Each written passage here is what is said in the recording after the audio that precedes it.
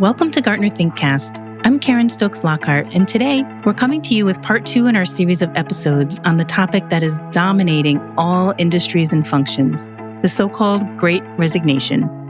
We're at an inflection point in the history of work. COVID-19 normalized remote working for many and raised fundamental questions about why we work the way we do. And that's not only true for our office workers. It's a pressing issue for organizations that rely heavily on frontline workers too. Given that Gartner estimates there are 2.7 billion frontline workers, more than twice the number of desk-based workers, this is, well, a really big deal.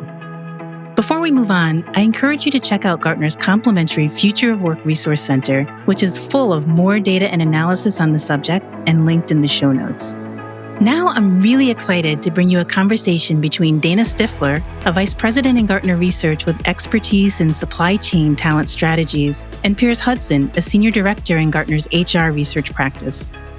They're going to discuss topics like how we can ensure equity between so-called knowledge workers, those whose job involves handling or using information, and frontline workers, those who are providing essential services for our communities, and how we can create an employee value proposition that boosts engagement and staves off attrition for frontline and essential staff. Welcome, Dana and Piers. Hi, Dana. Great to be speaking with you today. Excited for this conversation. Likewise, Piers. Let's do it. Maybe if I can start by asking you something, because obviously we're in the midst at the moment of what people have called the Great Resignation, and we're seeing attrition really across the entire workforce. But are you seeing that particularly in frontline workers? Are they particularly unhappy with conditions and the value proposition in their jobs? And why you may be seeing that if that is the case? I think in these populations of frontline workers, we are seeing more pressures of all kinds. So I know that you've seen, Piers, that we have attrition rates of 70 to 80% or even more. For example, in some of the warehouse workforces that we see, depending on their location and their function and who they're competing with in the local environment. These workforces, we used warehousing as the first most obvious examples, but a lot of these frontline roles, they never stopped working during these subsequent waves of the pandemic. And it's still very stressful for them. You know, each subsequent wave creates new pressures and challenges, and they've been under tremendous stress. And they've also watched a lot of their colleagues who are in more traditional desk-based, often salaried roles, be able to work from home or to work in a hybrid fashion.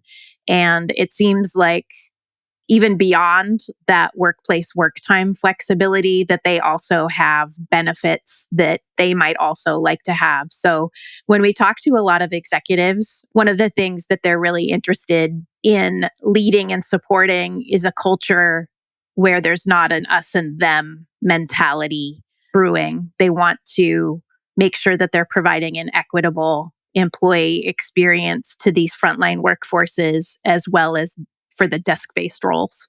I think that's definitely something we're seeing, I guess, in a couple of different ways. I think, first of all, as you mentioned, it's just seeing the flexibility that somebody else has and thinking, I want a piece of that. Right. But also, I think there's an element a little bit here of trust. And do the frontline workers trust that the people who are working in hybrid settings are working as hard as they are? So there is, again, an element where they're questioning it. But I mean, with that in mind, is flexibility one of the things they do really want? Is that a driving factor? Is it important to this population, do you think? Yeah, our data definitely shows that it is, and that for attraction after base compensation, it's right up there. So we have compensation and shift stability, but also work-life balance and flexibility being extremely important, biggest attraction drivers for these supply chain employees that I cover in my research. But I know that it's a similar prioritized list for other frontline workers, and that health benefits in particular emerged over the last couple of years as a top attraction driver. Another benefit or scenario that's really important to frontline workforces is diversity, equity, and inclusion, and whether their employers are walking the talk on that agenda.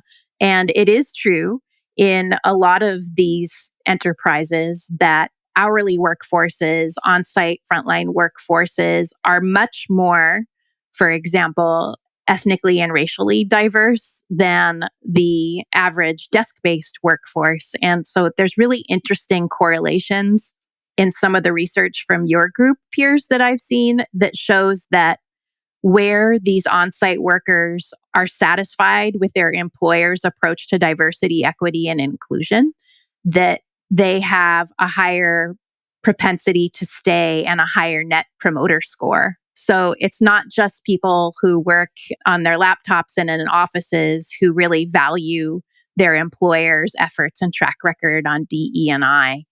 And then we're seeing some other things be important to frontline workforces as well. So skills development, they also are interested in autonomy and choice. So that feeds into the flexibility word, which I know we're going to mention many times in this discussion today, Piers, is that they would really value flexibility, choice, and autonomy in how they work and whether they're given the tools and the freedom to solve problems in real time themselves. And then for a subset of them, they are definitely very much interested in advancement opportunities and career development as well. There's quite a lot of variety in the attractors and retainers in this frontline workforce. So it's important to look at your sector, to look at the skill level, and to look at the local conditions for these frontline workers.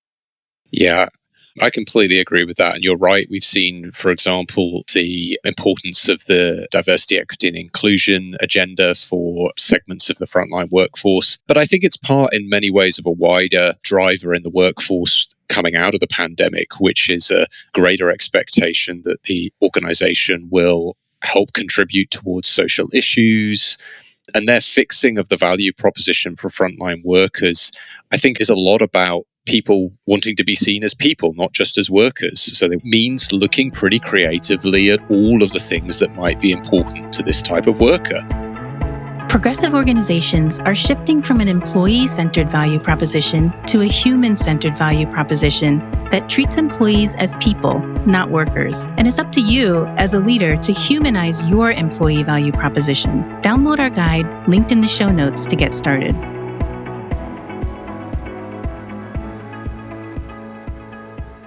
If I'm looking at something like compensation and benefits, absolutely we're seeing that the first response is often to increase those. But there are other aspects you might be able to leverage. So for some workers, the predictability of salaries is going to be important. Or for others, actually, the speed of payment is going to be critically important and how quickly it actually hits their bank account. And similarly, actually, the same, that qualification element for benefits as well. You know, does there need to be a threshold of some type, or can you sort of do away with those thresholds and have people qualify for benefits really much quicker? And I think as we look forward, even at, particularly if inflation continues to rise, there'll need to be an added focus on how someone is dealing with the cost of living, particularly for frontline workers. Costs like childcare are likely to increase pretty rapidly if inflation continues to rise. So does that change what benefit you need to offer for somebody, or does even the organization need to look at where it has buying power and it can kind of help potentially keep some of the costs down for workers?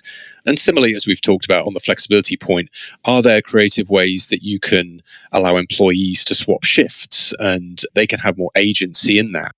We've absolutely seen retail companies doing that for a while. Yeah, and just finally, I think I did mention a moment ago whether the work itself can be made a little easier. We did some work where we looked at resilience. So this was workers' ability to sort of retain their high performance and retain high productivity through disruptive times. And it was interesting there that we saw employees who felt that the company was listening to their suggestions for improving processes and was taking steps to involve them in improving processes. They were actually more likely to be resilient than those who necessarily expected that they'd get some added reward or some bonus, but that the processes were going to continue to be difficult and have bottlenecks. So, like I mentioned before, I think this is really about understanding the workers as people and then being open-minded about how the organization can meet those needs. Absolutely. That co-created approach has a lot of good case study examples that we could cite. How do companies really do this when it comes down to some specific tactics? Who's really walking the walk and not just talking the talk? I'm actually very heartened by the creativity I see, particularly amongst some of our clients and people who are reacting to this. Picking up on the previous point, just one I saw about making the working environment more pleasant, organizations looking at even how they structure the break times. So I know of a call center employer who's recently completely reworked its approach to how employees structure their shifts, and really started with the idea of what would be the ideal flexibility they could offer in somebody's working pattern or someone's shift, and then what would prevent that? What is it about the work that would stop them from doing that? Rather necessarily than what we often see, which is how can we sort of bolt on a bit of flexibility and just fit it around the work. This was much more of a kind of root and branch look at from a blank sheet of paper, and that just meant they introduced things like unscheduled breaks that people could take after they've come off a particularly stressful call. So allowing space for those kinds of things, which recognizes how difficult some of these roles can be. And we've seen that sort of make a difference in other environments as well. I know a retail company I was speaking with who lost quite a number of delivery drivers to a competitor because that competitor was able to pay more. And that was partly because that competitor's warehouses were much more automated. But after a while, they saw some of those people coming back. And when they talked to them about why, it was actually because the more automated workflows meant that those drivers weren't getting any time where they could take a break and just talk with fellow drivers. And it meant in their day, they really had no time to stop and actually talk to anyone. But actually, if I pick up a related point in terms of examples, I think the other place we have seen companies doing some of this work is around how they're embracing technology for some of these frontline workers as well. And on that technology side, we've seen some organizations also give employees devices which are used largely as a work device, something they can use on the shop floor, but then they're also allowed to use that as a home device, and it has a data package included. And that sort of thing can be a nice win-win, because for the employer, it means the employee's familiar with the technology, and that can be used in directing them to the next task or to record inspection results and so on. But it also means then the employee can access any company communications, they can do some of their basic admin online. Meanwhile, they obviously get that device to be able to use at home and manage some of their personal life as well. I'd be curious actually on what sort of examples you're seeing come through from some of the companies you speak with. Sure. Picking up on that technology example, another tactic that we've seen is that companies would subsidize or purchase the latest mobile device for their employees. That's for both their personal and professional use. That's been very sticky, and from what leaders are telling us, fairly economical. Kind of a related tactic is also looking at, could you allow, even in the workplace, your employees to safely retain that device on their person? So one thing that employers like McDonald's, for example, and others have noticed is that it's not very engaging for millennial and Gen Z employees to be separated from their device. And so if you can find ways to keep people connected, that is something that they find really valuable. A couple of other examples on putting work and life together in a more harmonized way. One example would be the US-based auto parts manufacturer Gentex. What they have done, and I've heard this being done in other manufacturing and operations environments as well, is they have certain lines and shifts that may be exclusive to their Spanish-speaking employees. And so they're able to work and have an employee experience that's largely in their primary language. Gentex also offers English classes as part of its benefits package, and that's proved to be extremely popular. We've also seen tuition reimbursement for individuals and for family members migrate over to Frontline roles benefits packages. And we've also seen employers work very individually with a lot of their teams and employees to do some of that co-forming or co-creation of some new experiments and benefits that would include looking at what kind of childcare arrangements can be supported for parents or caregivers that have additional unexpected responsibilities on childcare when centers close, or whether they might need more care support with aging parents. For example, we've seen employers, not only for the desk-based salaried professional roles, but for these frontline roles, to provide more benefit and support. When we're talking about major attrition in the current environment, talking individually as a supervisor or manager to those individual employees and pinpointing and understanding which approach or kind of package of approaches is going to work for them best in their professional and personal circumstance is where I've seen employers have the most success in the current environment. Fairness is a universal human value, Personal circumstance. universally experienced. Tune into our webinar, linked in the show notes, on how fairness improves performance and the employee experience for all workers. You'll walk away with a better understanding of how to help employees feel informed, supported, considered, and acknowledged.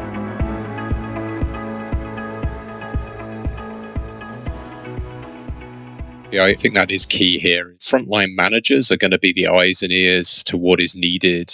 And I think that gives the corporate HR department and others a sense of maybe what changes they might need to make to the package.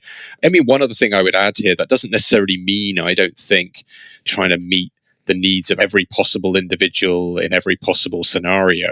It may require a little bit of a look at which types of employee are most predisposed to wanting to work at your organization, or do they have the same things that they value as that which you can provide? What are you seeing in terms of which different groups need to take responsibility for different things here? What's the difference between HR versus leaders in different parts of the business? Yeah, you know what, Piers? I think these last 2 years, I've never heard our clients say so many nice things about their HR business partners. What I do see in the place that I spend most of my time, which is supply chain, manufacturing, and operations, a realization that they need to spend more of their time on this agenda in partnership with HR, but yet not reinvent the wheel for some of the things that HR is uniquely positioned to provide. And one of those things that HR has been really great about in the manufacturing client base that I support anyway, is that their analysis of labor market conditions and the degree of difficulty in hiring different talent profiles in different locations, some of the supply and demand issues in local labor markets, and that helps the business leaders on a number of fronts. Gartner has a strong tool in this scenario. Talent Neuron helps HR professionals do this kind of analysis in a way that really helps the business understand the different supply and demand challenges with talent. If you see work that anyone can do, that business leaders can do in partnership with HR, looking at job descriptions of competitors' roles for insights on what they are offering can be very useful. Right? So look at your fiercest competitors, go to their career portals and look at what they are offering. And often it's more of an employee experience that people are looking for. And that combined human deal, we say, will come out strongly and clearly. And then we're also seeing at the executive levels in business roles, and this is where business leaders, again, come together with HR and finance and legal, right? We need to all come together to make sure that we have the most competitive value proposition that we can offer. Yeah, and I completely agree on your point on the business partner and manager relationship. It has changed dramatically in the last couple of years. And I really hope HR is stepping up to that plate, as you say, with the sort of data managers want and understand and are open to persuade them. If you start doing some of the sums here on the attrition rates and you start doing some of the sums on just how scarce some of this talent is, even if there is some added cost in coordinating different shift patterns, then it becomes a no-brainer if it makes it attractive. And one thing I would add to that as well is I think managers and workers need to understand that they have a role in potentially being advocates for the employment offer. So actually, we know that potential employees are a little less trusting than they once were of recruiters and of HR people telling them how wonderful it will be, but they're more trusting of somebody who's doing the role today and will tell them how it really is and what the experience is like. So just looking a little bit ahead here, if you're looking to the rest of 2022 and beyond, where would you be hoping that leaders, should be focusing? What would you be encouraging them to look at? I think the portfolio of goals and measurements has shifted. And we do know that worker health and safety has always been important, right, for compliance reasons. But as we've discussed today, there are a lot of other good reasons for focusing on that. And you can attract and retain a bigger pool or a different pool if you're focused on that. Looking at improved productivity, improved employee engagement and net promoter scores, better quality and compliance, and looking at also how we are accelerating our technology and automation advancements that will lead to good attraction and retention outcomes are also important. And that we need to also, when we think about how we pull in and make successful the newer workers to our organization, are we focused on onboarding and support? And how do we get people to stick and connect in those first few weeks and months? Because that's especially in these frontline roles where we're seeing so much of the pressure and attrition.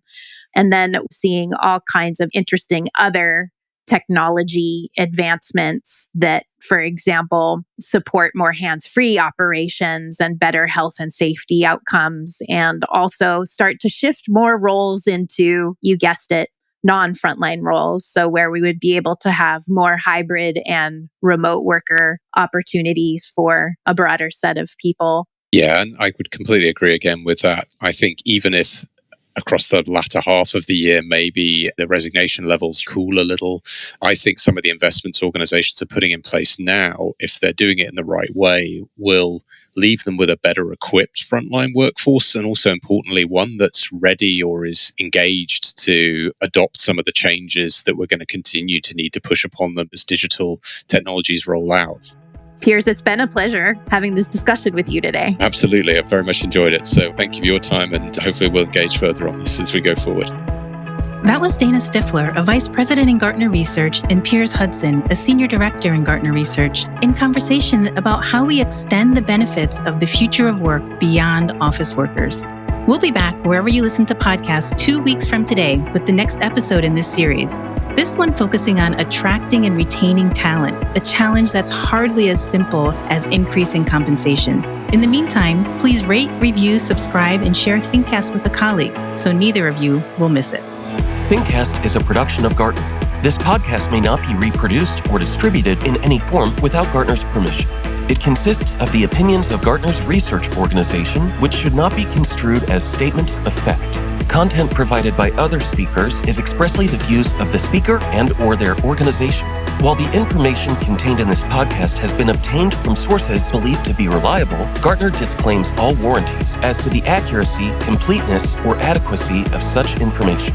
Although Gartner Research may address legal and financial issues, Gartner does not provide legal or investment advice, and its research should not be construed or used as such.